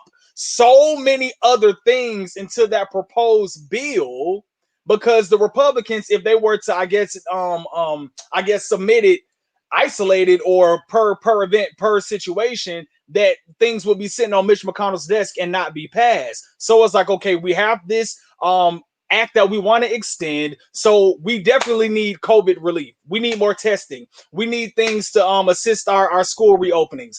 We need all these things that are essential to the economy, essential to the health of the citizens, but because of the lack of compassion or due diligence that the Republican Party has, then that becomes the disarray and that becomes a tug and pull, and that's why Trump has to lay his quote unquote foot down and make something happen or what have you. So I really need that these parties, they have to get it together, because it makes no sense. Like Nancy Pelosi said in one of her interviews, I want to say with NBC News, the major gripe between the conversations was that, okay, we want to give economic relief, we want to give unemployment, but nobody's talking about testing. Nobody's talking about curing the virus and getting more educated about the virus and the stuff that we're trying to implement about this virus, so we can be healthier, so we can open the economy and we can live a more peaceful and successful life. The things that we're wanting to put in these bills, the Republicans are not approving. They're not approving. And so that's where the politics come in, because yeah, people need the unemployment. They need this economic relief. But then when you are still affected by a virus, what's that $400 gonna do when you sit in the hospital? If you can't even live, we still gotta live. to access the money. We still got to live to utilize the money, but that is becoming a minute and a smaller and smaller piece, and that's what the Democrats were trying to put again in what they were trying to submit. Man, it's all over the place. I agree with you 100%, Vince. And Candy, you are right. We do need politicians to really care, as long as they're not over the age of 60, according to the people on this panel. If you're going to right, I said 65. 65. Right. If you're going to call Mr. Watch, for the right. For the record, Mr. Watch said 65 years old. You know what? Hold on. I do want to say this real quick, Zach, before you chime in. I think and this is not to come against Rodney, but what we just saw earlier in this conversation is what I feel like America sits right now. You have people that read the headlines and sees $400. I'm gonna run with it. He got my vote now. Versus people that actually educate and get into the nitty gritty and detail themselves on, is this really effective? Is this really for the betterment of my family and of my life and my citizenship? That's why I read the article. Let me finish. I feel like that y'all literally expose where Americans are right now. You got 50% that's reading the headlines and going wrong with it. And out of that 50%, maybe 30% of that, well, I got $400, so he got my vote anyway, versus people actually reading and be like, well, dang, am I going to have to pay this back come January, February, and March? And now this $600 and this $400 is eating up all my taxes and I owe something, in addition to me still battling this pandemic or whatever the case is, you know. So we got to be educated, guys. We got to be smart on how we're reading things and do our research, people. I did want to put that out there. What I want to say is I really hope that all five of us read the articles that are coming to across our tables whenever y'all read them. So if y'all just looking at a headline not doing any reading, that's shame on you. However, Rodney has read what I need to read. My primary focus is that I see people on Facebook. Now, I follow all type of people. Cause I try to. Rodney, are you ready for the conversation? So when I see a lady who's on Facebook way in Houston who's saying, I'm starving. She was literally crying on Facebook Live talking about she don't have any money to take care of her family. So that's when I come, that's when a human side of me be like, you know what? I don't care if the Democrats did this or come did this. It's people who are really hurting. Okay, we are blessed to have what we have right now. Us five people, we are truly blessed. I have not missed a meal. I go to store and buy whatever I want, and I thank God for that. But it's not many people in America who's like that, y'all. Okay, so I get it, Zach, and I'm not trying to downplay your, that you are truly for the people. I want people to know that you are truly for the people. But I feel like it's a time you have to put your Democratic side and Republic down and be like, what is right for the people? That's all I'm trying to say. So if that somewhere got misconstrued with me not reading and with me not caring about what's going on, that's a lie. Because I am Rodney, for the record, Rodney is not voting for Trump. Rodney is not voting for Trump, but Rodney really cares about what's going on with the people. Exactly. He just wasn't listening to you, Rodney. That's all. So we can also have Dante commit to not voting for Trump. And Dante, let me say this: maybe nobody will be getting their taxes. Maybe as long as nobody has to pay the taxes, I'm also happy about that too.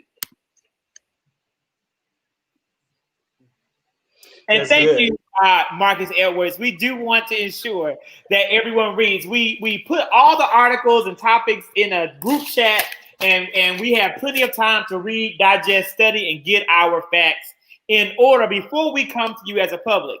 And with that being stated, this is the time to open the floor for any other topics that you, the viewers, and people who have engaged with us in Five Guys on Live, maybe you wanted to hear about a topic or you thought that we were going to.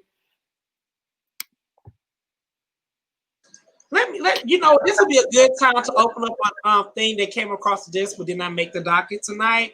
That I really hope that we're going to make the docket. I'm really happy with it. Susan Rice have a Republican son, you guys, and just to make things short, they was trying to see would that be used against her if she was a VP pick for Democrats. I want to make sure that I say this very well. Me and my brother Dante and my 4 other siblings raised in the same household. Okay. Okay, let me just put that out there. We are all 6 different individuals. Totally different. I am not accountable for what my sister do, my brother do, my mom do. I'm only accountable for my own life. Is So your brother serious? Rodney, Is your brother if you serious? want- let me just let me say this. If Dante want to vote for Trump, that is Dante God-given right. that's right. And I'm just gonna say that. That's what he want. That's what he want. But I know who That's I'm right. voting for. And let me say that. If I want for office, should I be held accountable because my brother want to vote for Trump? Rodney, It has let me nothing say to this. do with me. Let me answer your question. Rodney, let me say this. If you ran for office today and you ran for a local position, I would not hold Dante's views against you. If Dante was your child, I would not hold your child's views against you. But when you're going to run for vice president of the United States of America, when you worked in the Obama White House, but your son speaks out against those policies, when Fox News attacks you, Susan Rice, every single day and make up lies on you about Benghazi and calls you a terrorist, and your son co-signs that and your son supports that, it casts to me a shadow of doubt on your character. It casts a shadow of doubt on your parenting skills, and it makes me feel as though you are a liability to the presidential ticket. Now, that is how I feel. So if it was your son and you were going for vice president, my friend, I would not vote for you. And I'm not saying you got my vote right now anyway. I'm just saying that I will hold it against you. And Dante, I get that you're going to vote for Trump. You vote for him. But that is, let me tell you this. I had said earlier, Deborah Kirk is my mother. If my mother told me today that she was going to vote for Donald Trump, I would be hard pressed to pick up the phone and speak to her again. Because you have a president in the White House. You have this man right here. This man right here who is saying that Black Lives Matter is a terrorist organization, who is allowing COVID-19 to ravage Black, brown, poor, and old communities at large. You have this man right here telling you consistently that your life isn't of value, and you're going to tell me as a person of color, you're going to vote for him. You're going to tell me as a decent human being, a decent American, that you're going to vote for this man, and you expect me to still call you my family member or my friend? You are sadly mistaken. Deborah Kirk, it would be a sad day in the Kirk household. But that is terrible. It might be terrible. That is very terrible. That's terrible. I'm valid. Your relationship with your parents is not. I am valid. My opinion is valid. It's how I feel. But this is the benefit of it. Guess what? Deborah Kirk wouldn't do that. There isn't one Kirk out there that's in my family that would dare vote for Donald Trump, because we know the big picture. And we know what matters. We value our vote, and we value our American democracy. And that's understandable. That's very understandable. And what I'm saying to you, hypothetically, if that was the case, if your mother did vote for him, why would you not want to talk to her? That has nothing to do with your relationship with your mother, with how she chooses to vote. And let me say this. That is her opinion, and that's what she chooses to vote for. That has nothing to do with you and her relationship. So shame on you to say that if your mother was to ever even think about doing that you would sit here and stop talking to her. Let me say this. My brother, we have cried together. We have fought together. We have eaten together. We have done many things together. I would not dare turn my head or turn my cheek on because what somebody voted. My relationship with my family is far deeper and stronger than that. We have a stronger bond than that. Me not tell you disagree on many of things, but guess what? When he needs me, I'm there. And vice versa. So I don't care who Dante vote for, who Diane, Rodney, Nikisha, Rochelle, Edmund, or Roosevelt. It matters what I do for my life. This is my life to live. I can't control what my children do. I can't control what whoever else do whatever. I can't control what goes on in my life. So I run for vice president tomorrow, and I have a child, they want to vote Republican. That's they damn. I didn't raise them like that. I can't be held accountable for all the things that my children and my family do. I'm for the people, so I'm for the people, and I have put in the work. Let me ask you this, though, Rodney. Let me ask you this, though, Rodney. If you're for the people, how do you expect your brother to back you up if you're for the people if he's going for Trump? My brother's gonna be for me regardless. Now, if he want to vote for Trump, That makes I no don't care. sense. That means That makes no sense. That it makes does no make sense. sense to If me. your brother is sitting here saying that he supports you, I'm not saying that you have to disown him like Dr. Kurt would do. You can still be there for your brother, but what I'm saying, how do you still have the support from your brother if you're for the people and he's not for Trump? It's still my brother at the end of the day. It is. That's your blood. But I just don't know how is he supporting you.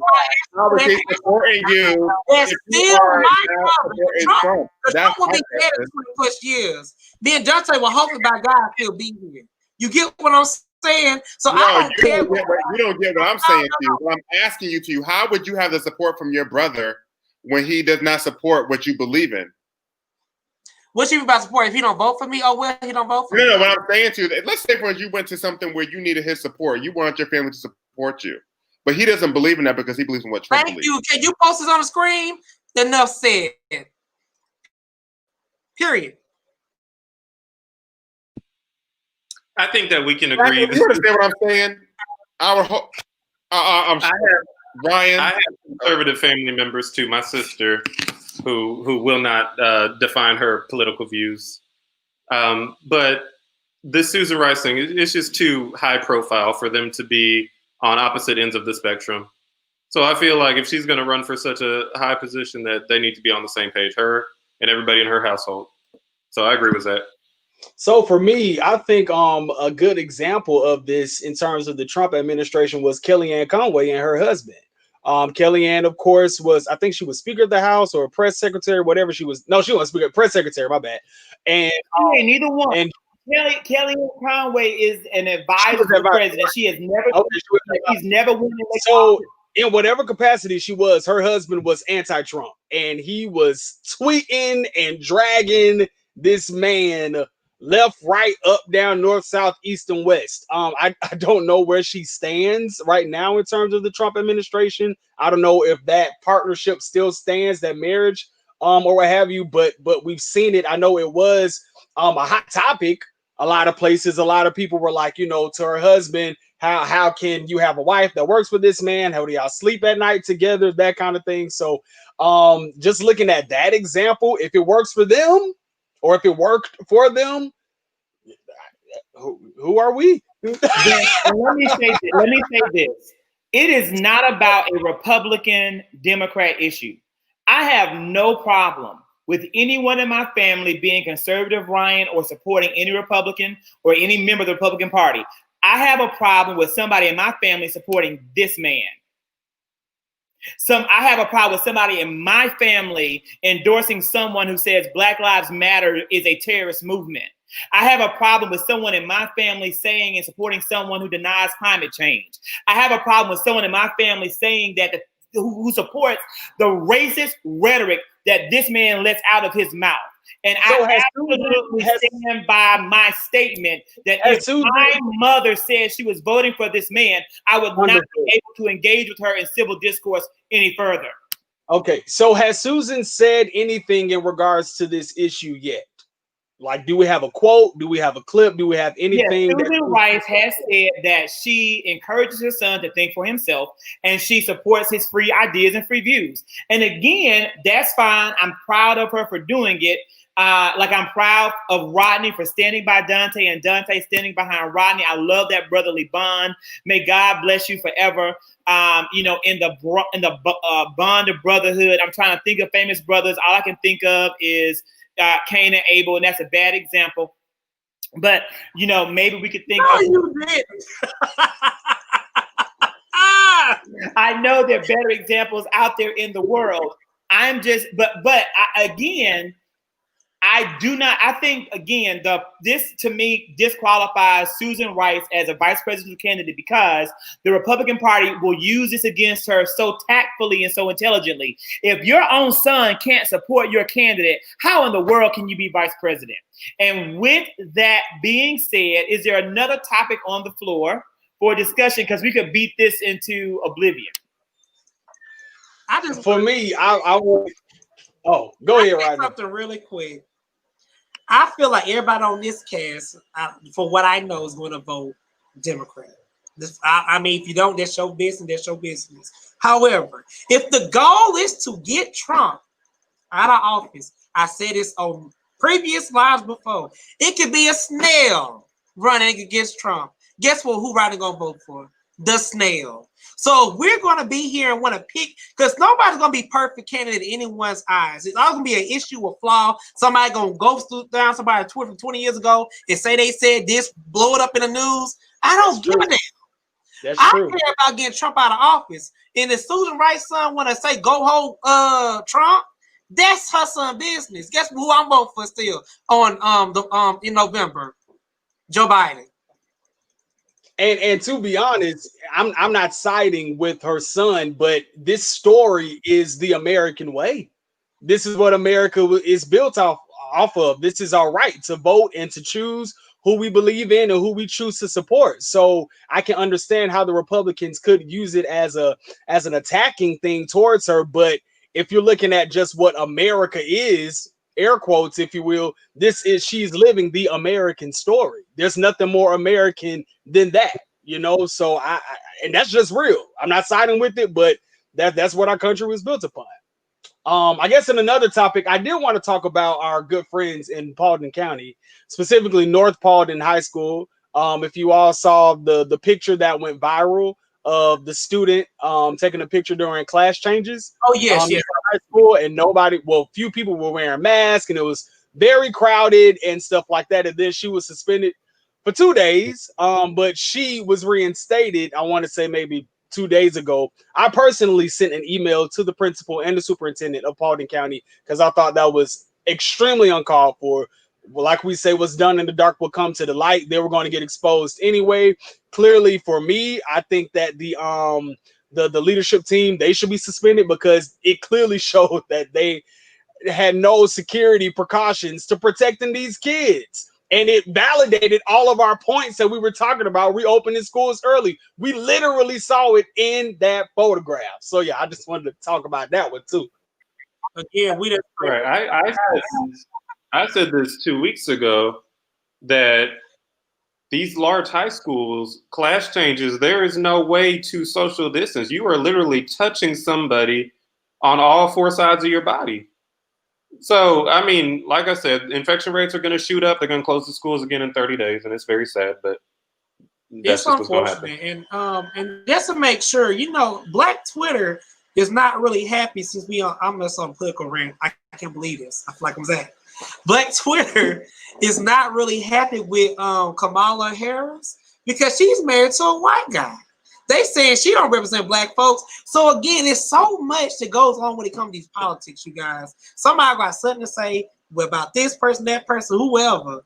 It's horrible. Now let's get back to the kids. My little nephew Noah started school on Thursday, and I literally cried because I felt like he is 5 years old. His mother is making him go to school. Keisha, I love him. I'm going to have to call you out. His mother is making him go to school around other 5-year-old children who do not wash their hands. And the school already got an outbreak, which we all said this was going to happen. So I guess my question for this, and this is a truth, my sister did make a good point. But she said, what do you tell the people who have to leave their kids at home? And I really don't know what to do. I can say we open a community center where we can at least have the kids rotate, where they can come to a place where they can at least learn, at least be 6 feet apart, and they can be on a monitor and get their schoolwork done. But it's really unfortunate because I really truly do feel like they are playing lab rats with our children. It does not make sense how banks are closed, where you can't go in, you have to book appointments, do all this stuff. You can't go in willy-nilly, but the school is wide open for everybody to come in. That does not make any proper sense. And again, I'm not going to worry about Trump. I'm worried about people who is in the city, who is the city council and all the mayors and stuff, who is letting this craziness go on. It's horrible. It's horrible. Has mandated that schools open. So local governments are simply following, the mandate, and I think it's unfortunate. And I think that you're going to continue to have casualties until people are going to take bold and courageous leadership. And hopefully we will get that bold and courageous leadership in office as long as they're under 65. I know that many people were very excited about the Cardi B and Meg Thee Stallion collaboration, WAP, WAP. And so this is something that I wanted to know from our musicians on the panel, CJ and Vince. You know, what do you guys think of the collaboration between Nicki and Cardi B, and the video and the music? It's not. You mean Megan? Well, it's not Nicki and Cardi B. I listen to NPR and gospel. Okay, I listen to NPR and gospel, so I really don't know these women that we speak. Well, I can't tell, Dr. Kurt, because earlier you was naming all the rappers. When CJ? When was I naming rappers? Call them out, CJ. Oh, you were naming the baby. CJ, my friend, thank you. Because you know what I do before every show? Is I read the notes. Unlike some people who might be here, I read the show notes, I read the articles, and I come prepared. So even though I may not listen to Lil Uzi Vert, I Googled him. I saw his Kool-Aid hair. I looked at the baby and his grill. So I did that. We were not talking about him, though. That's what I do to get ready. We weren't talking about him, though. We were not talking about him. Thank you for doing your research, but we were not talking about him. Thank you. Now, if you're asking about how the collaboration with Cardi B and Meg Thee Stallion, as well as the other beautiful Black women that was on set, i.e., you know, who was it, Normani, and there was a few other people that were on there as well. Kylie Jenner. Is not Black. She's not Black, but she was on the show, on the video. I think the video was amazing. I think it was genius how they took an old song and put their own little spin to it. I think it was genius. I do wish that, you know, they could put Nicki in it. I'm not a Nicki fan like that, but I think it would have been dope if all three would collaborate, because you don't see a lot of female rappers collaborate like they did back in the day. We had MC Lyte and Yo-Yo, Queen Latifah. You don't see that nowadays. So that would have been really dope, especially with the leopard scene. I could have seen all three of them doing that. But the song was genius, and it's the #1 song in the world right now. So I think it's dope. They put a lot of money into that video. I watched the interview with Cardi B on the Breakfast Club, and she said it was very, very expensive because they were testing people daily so they can actually not have to social distance and make the video look, you know, perfected. So genius. I love it. Yeah, there is one thing that I feel everybody has to give Cardi props on. She knows how to perform. She is a star. She knows how to entertain. You cannot take that from Cardi B. I don't care how you feel about her as a lyricist or whatever the case is. She knows how to entertain, and that video, the song, definitely serves its purpose. It was very entertaining. I love the fact that the visual itself, a lot of people were equating it to like a Missy Elliott video, and we know Missy's videos are very vibrant and futuristic and completely outside of the box, and they definitely did that. It was a pretty penny, I can imagine, because they had like 5 to 8 different sets, even including, like you said, the other young women that were featured at the end. You had Normani, you had Rosalia, you had Ruby Red, you had Mulatto, and you had Suki, who's on Love and Hip Hop Miami or what have you. But the funny thing that's happened, I want to say funny thing, but another conversation that's happening around this video, or the backlash that they're getting, is, okay, women, you know, they can talk about themselves, they can talk about their bodies and their sexuality, and they get in drag. But men can objectify women and talk about all the stuff that they've been given and get from women, and they hoes and they itches and they this, that, and the third, and they get #1 albums and they get promoted and they don't get dragged at all. So the double standard conversation has definitely come up in regards to the WAP video and visual, and to a degree, listening to Cardi's interviews and stuff like that, I feel like beyond the entertainment value, I think that she did that intentionally to start this conversation as well.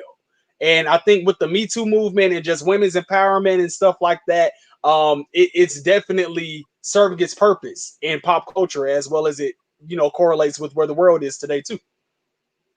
She's smart. I agree. I loved the video. And I got this question a couple of times from friends over the week. Like, is WAP, the video, teaching young women or WAP. I WAP. can't. Is it teaching young women? WAP, Is it- WAP. Like English teacher can't handle it. WAP. Okay, thank you, Zach. Is this teaching women to be whores?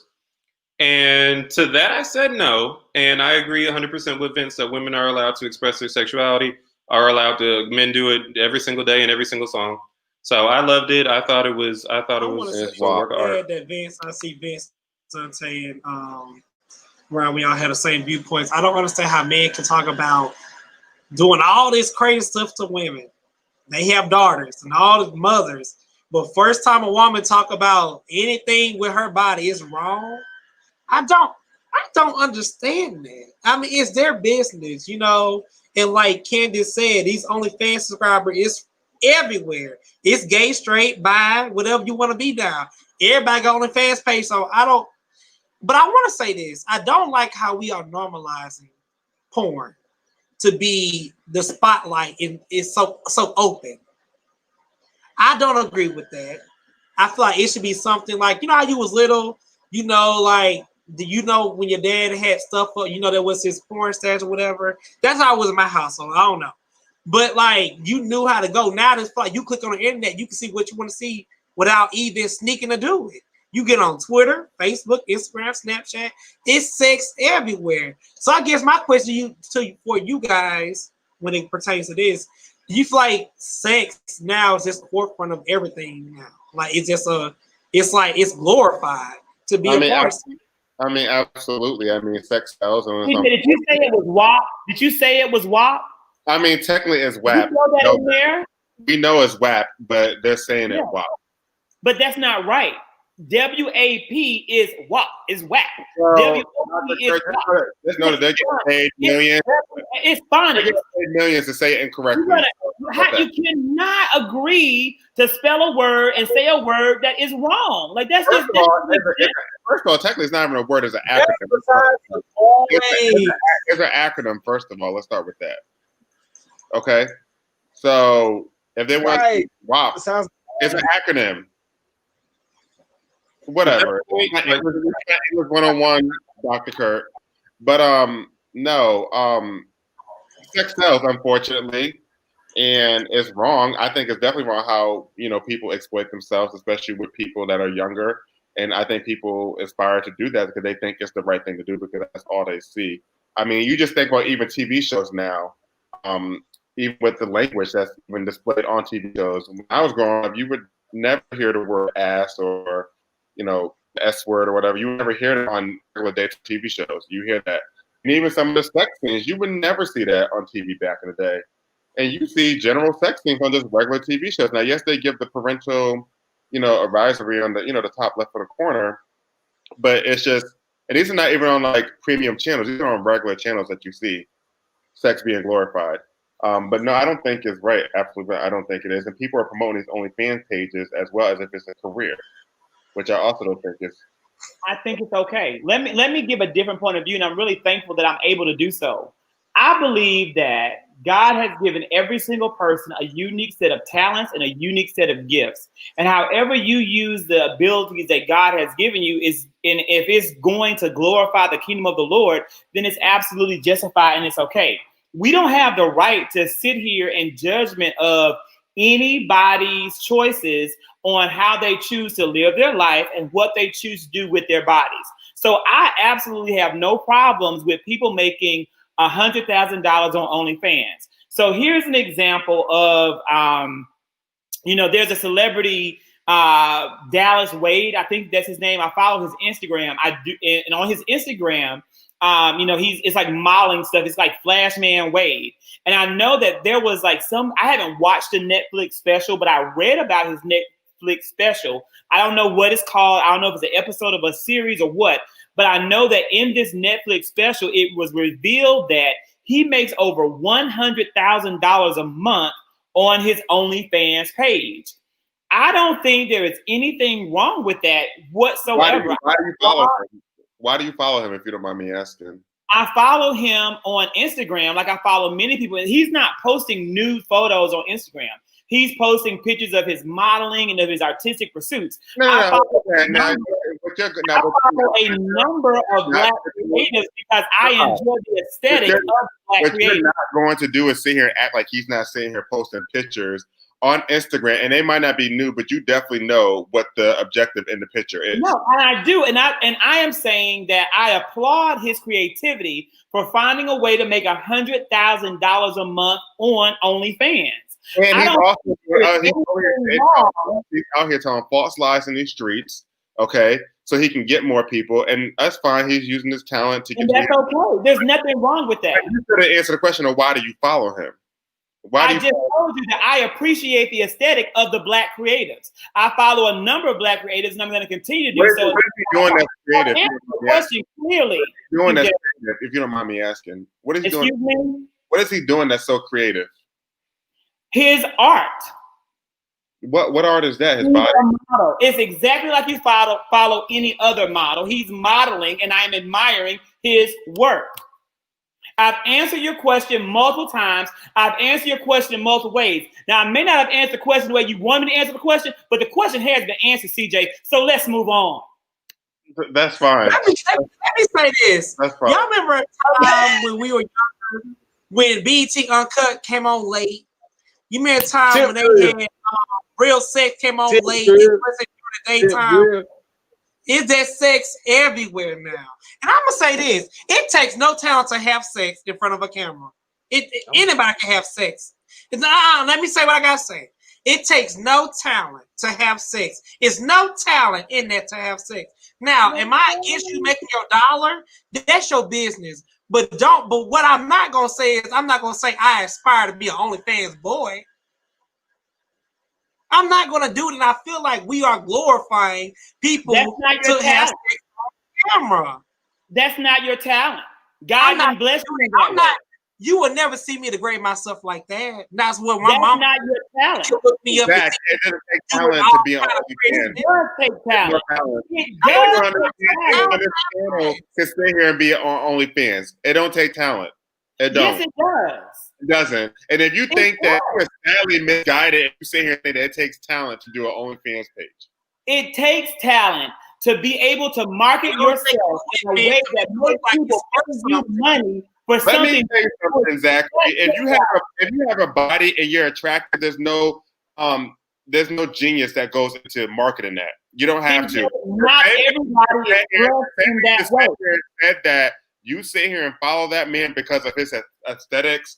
When I really know what's the real reason behind it. That's no talent to that. He has. Do you know what the word aesthetic means? No matter how you or whatever, you sit here and make an OnlyFans. If I had a jacked up body, I can go and make an OnlyFans page and make $100,000 a month. Let's be real. Go for it. So I wanted to go backwards, actually. Get back to the song, if you will, and how the double standard exists, and how brilliant, I guess, Cardi or whoever chose to pick the song out for her. Even the sample is repeatedly saying, "There's some hoes in this house. There's some hoes in this house," and that song is clearly creating to objectify women. So even in that instance right there, just clearly shows the double standard that we have in society. In terms of what Rodney was talking about, for me watching the video, I didn't see it anything different than what Lil' Kim did in the 90s. And how she spoke in the 90s. I feel like, history repeats itself. Maybe just this over sexuality season we're in right now is just coming back around the corner or what have you. And maybe 3-5 years from now, we won't be having this conversation. So for me, I wasn't bothered because as a culture and as a society, as a generation, we've seen this before. And yeah. And Vince, we weren't getting off subject because it spinned off into that sex sell. They're selling sex in the video. So, it is what it is, honestly. I support sex workers. I support the sex industry from my heart. And I applaud anyone out there who's able to find a way to make their talents and their gifts work for them in a way that allows them to be contributors to the work of moving the world forward. Let me ask you a question. Hold on. Let me ask you. Sex worker out there who is watching, I appreciate you and I care about you. It's people like CJ that makes you depressed. It's people like CJ that makes you think that your life doesn't matter. Normalize sex work. No. It'll be here for the beginning of time. It'll be here for the end of time. I support you. I love you. What you're doing is give me a running 55 years old and I run for office, vote for me. Let me tell you something. I care about you. Something. Zachary is over here using some player clothes, some Ronnie Ho quotes talking about use what you got to get what you want. Let me tell you this. Everyone knows how people get on this earth is through sex, okay? Two people have sex, a man and a woman have sex. There's no talent into going into having sex on camera. If you think that there is talent that goes into that, are you serious? But even Phaedra said everybody needs good representation. Right. This is my thing. I don't ask you if you're a stripper, if you're a porn star. You do what you do to get your money. By all means, have at it. Do what you got to do. But my point is, don't sit here and tell me that you think that there's talent that goes into having sex with someone on camera. I have said it. Now, I get it. I get if you want to get to the whole porn production part of it, I guess you got to do clips and, retakes to make it look like a movie. I get that part, but that's what the production crew is for. But for you to sit here and have sex, there's no talent that goes into that. Ryan, what do you think? I think there's a lot of talent that goes into it. Marketing yourself, building your following. I think it's not something you can just wake up and decide to do and then make a lot of money off of it. Thank you also, Marcus Edwards. Ryan, really? It's the truth. But moving forward, I just want to go to Candy's comment because she asked a good question. Right. Candy asked a good question. I thought Candy had said, I think Zach might be doing OnlyFans. That is not the case. Why not, Zach? You glorifying it. You have the talent for it. I feel like you have the talent for it. So, why anyone can do it, okay? The reason why I brought that up, you guys, for me, I feel like we are normalizing a lot of things to make people feel special. And I do agree with there need to be some laws and rules. Like, I'm sorry, if we just let everybody do anything in this world being freaking chaos. And I really feel like we're going down a freaking chaos world because we letting everything fly. You want to say you're macaroni, you can be macaroni. You want to say you're a lizard, you can be a lizard. You can say him, theirs, and whatever. Like, how you say they and you one person? And let's talk about English. Let's make it make sense. They is plural. I don't get that. I feel like we're just doing too much. If you want to be gay, be gay. I'm in the wrong line of business. We are going to move forward because I don't want the trans community to cancel Rodney Wash before Rodney Wash. That's not what I said. You're not going to do that. What I said was, if you want to be gay, straight, bi, transgender, that's okay. However, I don't understand why we're saying cisgender men, cisgender women. It's too much. We're trying to appease everybody. What are you talking about? I thought what are you talking about? What I'm trying to say is the world's trying to make everybody happy. We're trying to appease everyone to make everybody feel like they're part of something. Rodney, I love you dearly, but you're trying to make fetch happen, and it's not happening. No, I'm not discussing that. People can use whatever pronouns they want to use. I'm not. Right, and I get that part. But as far as you went completely. Sorry, Meghan McCain. It's fine. I said what I said. Sorry, Meghan McCain. Not tonight. So, with that being said, I think that we have really exhausted a number of topics.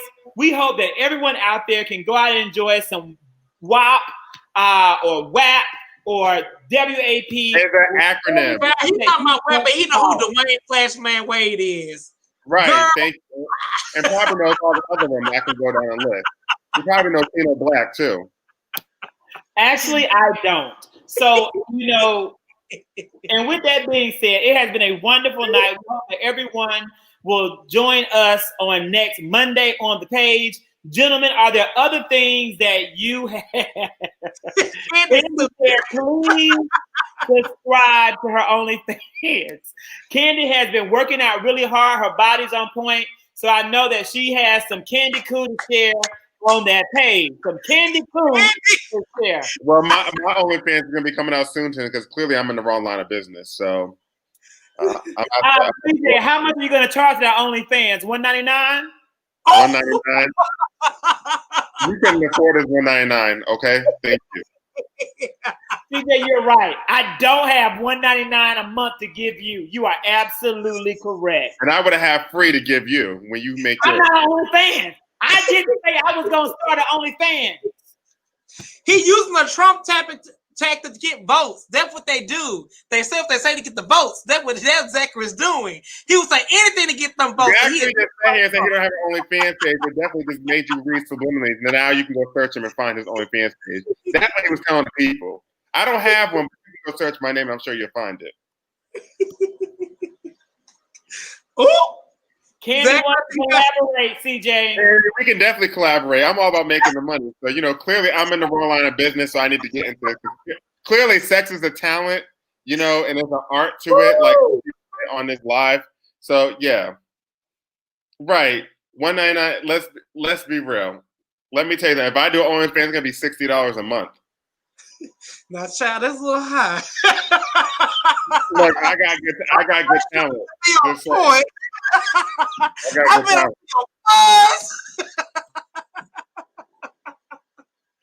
Oh, this is funny to me. Y'all, it's time to I'm just And that's a great way. let me ask you, Dr. Kurt, do you subscribe to Flashman Wade's OnlyFans page? Let's go. Cut it off. Cut it off. Let's go. It's CJ, been I don't subscribe to any OnlyFans page. Period. That is not for me a good use of my financial resources. You said you support the sex workers. They are valid. They have talent. So, do you support them? It's a yes or no answer. I do not financially support any members of OnlyFans. However, if my good friend Candy created an OnlyFans, I will be the first person to sign up. And to be honest, CJ, if you created your $199 a month page, I would subscribe to that to support you because that's what I do for my friends because I am a friend to my friends. May God you'll be supporting yourself in your endeavors and pursuits as you pursue a brand new career in the OnlyFans arena. May God bless you because you will need those blessings to succeed. And with that being said, everyone, good night and have a wonderful, wonderful week. Lord Jesus. Is it